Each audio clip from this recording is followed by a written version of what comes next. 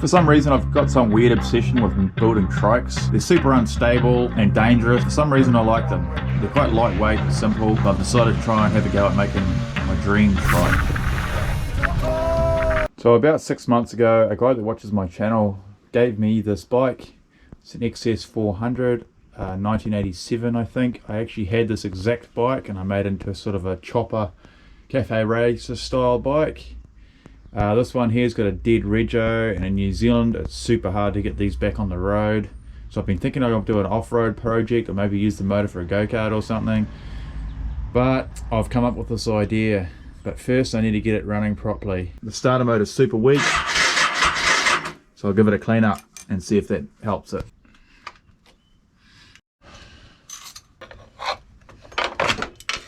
To undo all that, just hit this bolt. There's the starter motor out. It's not very big. I've got an old four-wheeler one here that's a bit beefier, but the spline, the gear's different on the end, so it's not going to work, so I'll have to try and fix this one. Someone's been at this before. Oh yeah, she started a few times this thing. Bits of broken stuff in there. Don't even know how this was supposed to go, but it wasn't put together properly.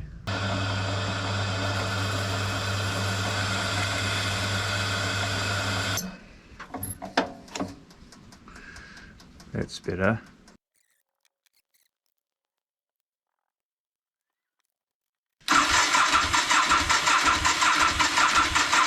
Okay, I got it fired up, but it was running real bad. I took the carbs off, cleaned them, the jets were really blocked. Also had a split O-ring and these boots that hold the carbs on, so I've replaced that. Let's put it back together and see if it starts up and goes now.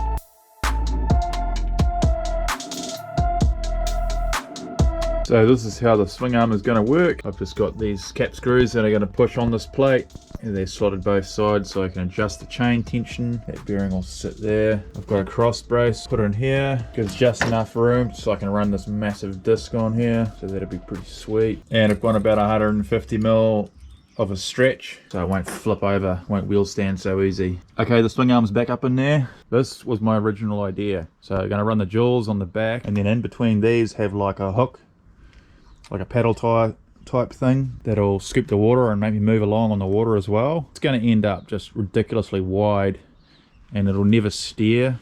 Also these wheels are heavy, so I think I worked out each wheel will float 50 kilos, so that weighs 31 kilos, so it's only going to float 20 kilos. What I'm going to try and do now is put a speedway tyre onto a 15-inch rim.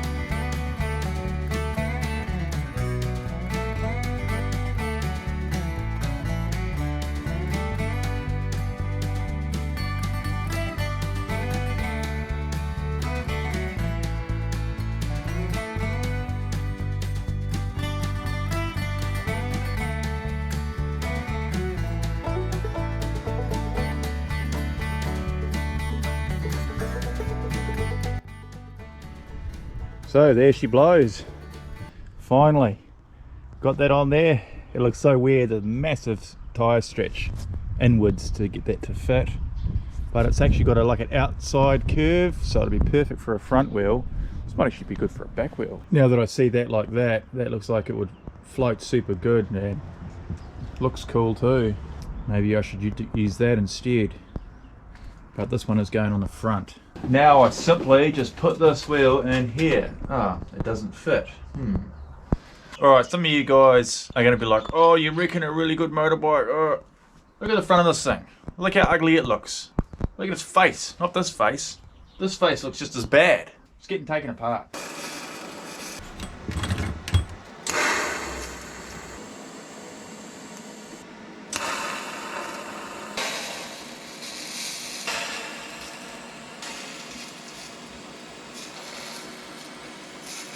Alright, that's better. Need to build a front axle, but I think first I'll build the rear hubs. Okay, cutting out the plates with the old school CNC. Just draw a picture and the camera follows the line. You can draw whatever shape you want.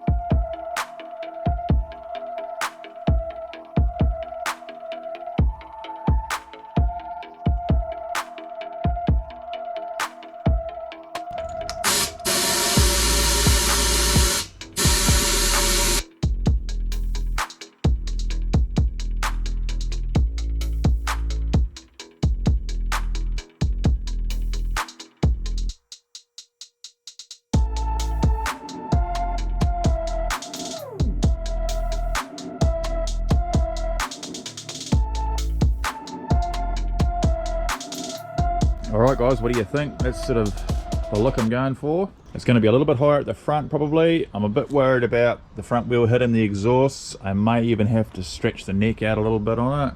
Have to build a front axle. Not quite sure I'm going to do that yet. So I've got one of the hubs bolted in there. Only got 3 bolt holes in it because that's probably all it needs. A 32mm axle is going to go through.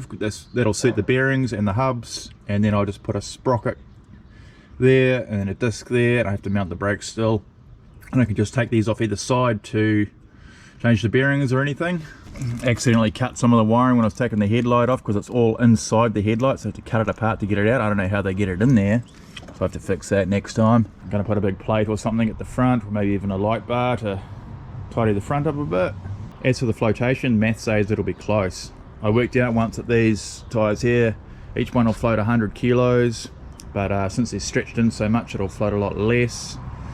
So this will be less than 300 kilos, but with me on it, I don't know. I don't want it floating this high in the water, obviously, but I've got some ideas. I've actually got another video on how to widen these rims. I'll put a link in the description. Thanks for watching, guys. See you in the next